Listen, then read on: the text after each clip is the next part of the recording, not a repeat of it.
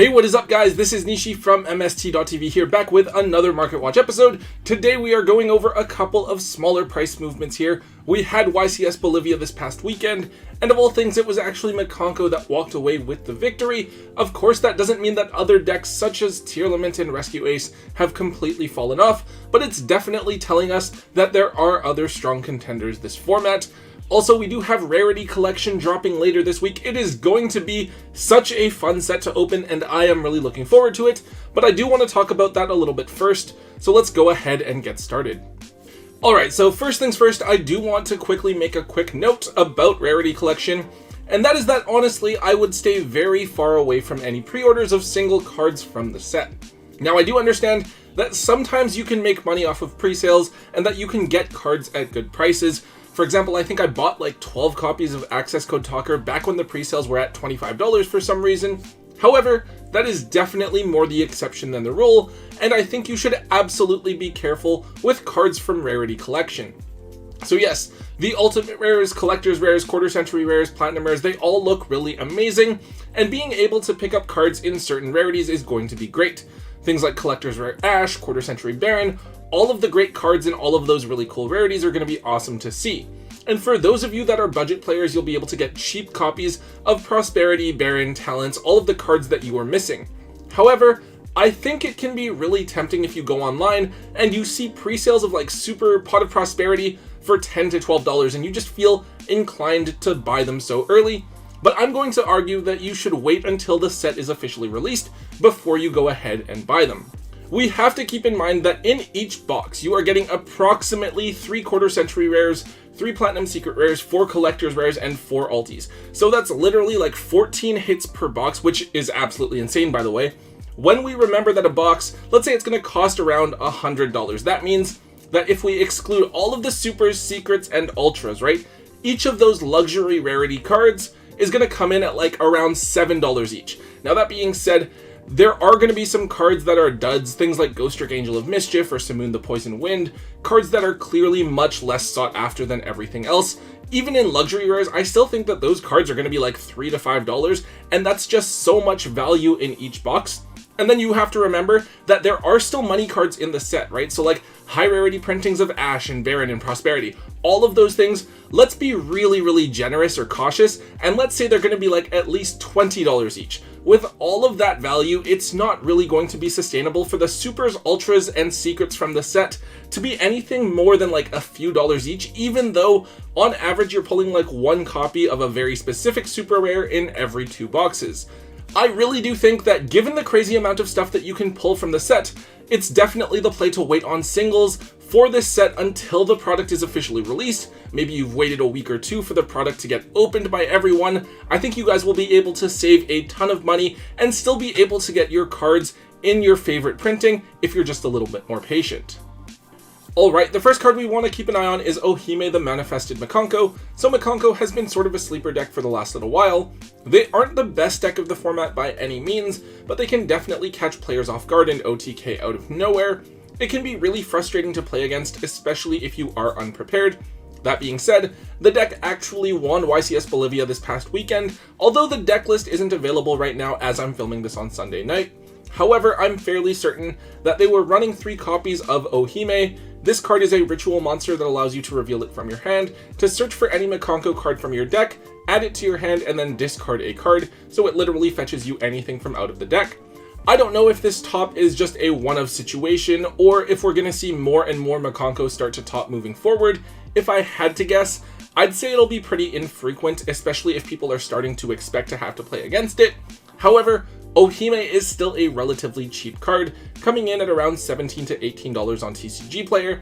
This card was expensive when it first came out because players thought of using it as an engine. I think players tried it first with Dark World. It turns out that Amazing Defenders, despite everyone saying early on that the set was just trash, gave us 3 really strong archetypes in Pearly, Rescue Ace, and Makonko. Kind of weird how that just happened to work out.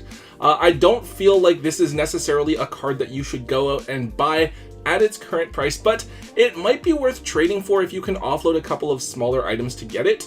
I get the feeling that we are going to have to wait until something like the 2024 tins before we get reprints of the 3 archetypes from Amazing Defenders. Moving on here, we're looking at Link Karibo. So this card is one of the best Link monsters in the game. I think Tom actually drafted this card in our Link 1 Monsters draft. Make sure that you guys go check that out if you haven't already. This card is definitely up there in terms of play that it has seen and impact it has had on the game. It's a really simple card. You make this with any level 1 monster. When your opponent declares an attack, you contribute this card to reduce that monster's attack power to 0. And then if this card is in your graveyard, you contribute a level 1 monster to special summon this card from your graveyard as a quick effect. So right now specifically, this card is really useful in the Rescue Ace strategy. There's a lot of times where Rescue Ace needs to get Hydrant into the graveyard, since you need to banish Rescue Ace cards to summon out some of your bigger monsters, so turning Hydrant into this card means you are still getting value out of it. On top of that, if you're in a mid to late game situation, and you only have Hydrant on the field and need to resolve its effect, you can activate the Hydrant, and if your opponent tries to hit you with a Veiler or an Impermanence, you can chain Link Karibo in your graveyard to allow Hydrant's effect to resolve anyways. It is just useful in the one deck in the current format, but this is a card that does have a history of getting expensive in terms of price. This card's first printing was back when the Jump subscription was still a thing. I remember so many people just making email accounts to subscribe so that they could get extra copies of Link Karibo. It was kind of silly. By now, Link Karibo has gotten several additional printings, including as a gold letter rare and as a common from one of the structure decks too, I believe. But for right now, depending on the printing, you are looking at paying between $4 and $7 for a copy of this card, depending on the rarity. Part of that is the fact that this card hasn't been reprinted for a while, while on top of that, the card has a history of getting expensive when it does see play in any sort of given format. If you guys have some bulk from one of the maximum gold sets or anything like that, this is a card that you'll want to make sure you have in your trade binders, because players will definitely be looking for it in this format. Next up, we have Bisal Drworm. So I think that Drworm is a card that has been on our radar for a little while. Back when the Megatins came out, everyone was really happy about the Bisal cards being more accessible and getting rarity bumps. However, I think everyone sort of foresaw that Magnemite was going to get hit. It was the strongest one that allowed you to add any dragon monster from your deck to your hand, making it really abusable in Dragon Link, but it was also this great side package where you could put in 3 Magnemite and 1 Drworm, since Magnemite could also add a dragon from your graveyard to your hand, and it was really annoying to have to play against. Well, of course, Magnemite did get limited, but then everyone just sort of pivoted and decided to play 1 copy of Magnemite and 3 Drworm, or just 3 Drworm by itself, since Drworm is such an annoying card to get off the field. More recently, however, Drworm has seen another bit of a bump up in usage, as with the banning of Arise Heart, Tearlaments have made a really huge comeback and are one of the best decks of the current format. In fact, Drworm serves double duty, hitting the Tearlament monsters before they're able to fuse, but also banishing Unchained Soul Lord of Yama from the graveyard in the Unchained matchup. Because of this, Drworm is up in price for either printing. The secrets have gone from being $10 to now being $14, while the super rares are back up to $10 each as well. This card is definitely going to play a significant role in a lot of side decks this upcoming format, especially since it seems like Tearlament is sticking around. Even with the introduction of Rescue Ace Diabellstar, Drworm is still a very popular side deck choice, and I expect it to continue to be so until we see another significant shift in the format. On to the next card, we have Peaceful Planet Karium. So this card is of course the field spell for the Manadium strategy. It searches for a Manadium monster or a Visa Starfrost on activation, and then if a tuner you control is destroyed, you can special summon back one of those monsters from your graveyard. Really good card, and it has been doing really well in terms of competitive play recently, as we've seen Manadium actually come out and do really well at the last couple of events. I believe they made top 4 at YCS Bolivia, and there were 2 in the top 32 at YCS Indianapolis as well, in addition to having a bunch of regional tops and such every weekend. Now, despite it having the results, I feel like Manadium is a deck that is always just gonna kind of go under the radar, and people are underrating it a lot. I get that if you hand trap them at the right time, or you hit them with like a Droll and Lockbird, then yeah, they kind of crumble, but they're still a deck that you should watch out for, and I think more and more people are just beginning to notice them. Looking at Karium, this is a card that was relatively cheap. I think a month or 2 ago, you could buy this card for around $20 to $25. It has been on a pretty steady incline ever since though, and right now your cheapest copy available is between $30 and $35. I guess if the deck goes low-key for long enough, then maybe Konami won't feel the need to hit it on the next ban list, but if they don't and everything else does get hit, then Manadium might be too strong and just dominate the format. Until then, I do feel like Karium is going to stay pretty steady between $30 and $40, assuming that it continues to perform about the same way that it has recently, as a really strong deck that can top YCSs and such consistently, but ultimately is going to struggle to win the entire event. I don't think it's worth picking up the card now, since it is at one of its historically higher points. I wouldn't be actively trying to pick these up unless it was going to be at around $20 to $25 a piece. Next up, this is such a random one, it's Fire King Avatar Arvada. So for those of you that pay attention to the OCG, you'll know that the Fire King archetype just recently got a structure deck over there, which we will be getting here in the TCG in December. And while it's not the best deck of the format or anything over there, it's still a really strong deck that's also able to make use of the Diabell Star engine, and it has a lot of people excited to try it out. Now it turns out that most of the actual Fire King cards that they are using are new ones from the structure deck itself, which is fair, power creep is still a thing. However, one of the cards that they still run from before is a relatively new one called Avatar Arvata. This is basically a monster effect negation. As while it's face up on the field, you can negate an activated monster effect and then destroy a fire monster in your hand or on your side of the field. Also, if this card is destroyed, it can revive a Fire King as well, which might come in handy. Now this card is really crazy because you can just normal summon it, and automatically you're like protected from Nibiru, and it's searchable with Tenki as well, so really consistent.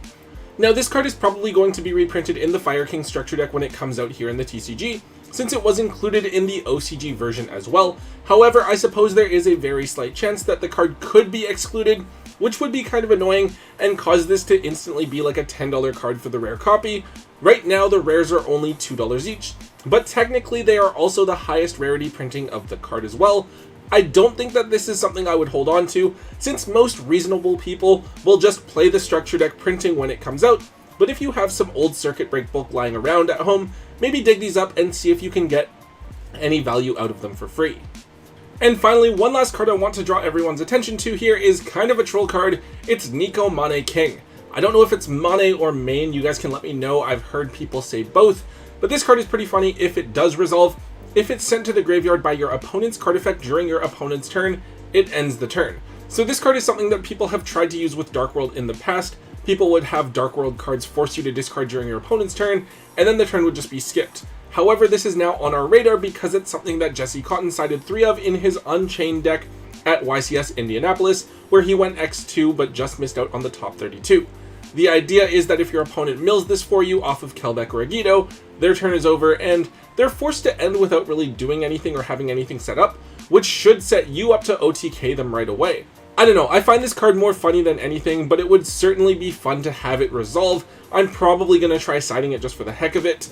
Anyways, this card only has one holo printing from an OTS tournament pack, but it's still only like a 50-cent card.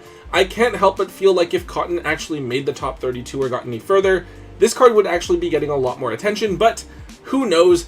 I think it's a fun card to try out since Tier Limit is looking like one of the 3 or so best decks of the current format, so you might want to pick up a set of this card just in case, while it is so cheap, just in case it catches on. Alright guys, that is all for today's episode.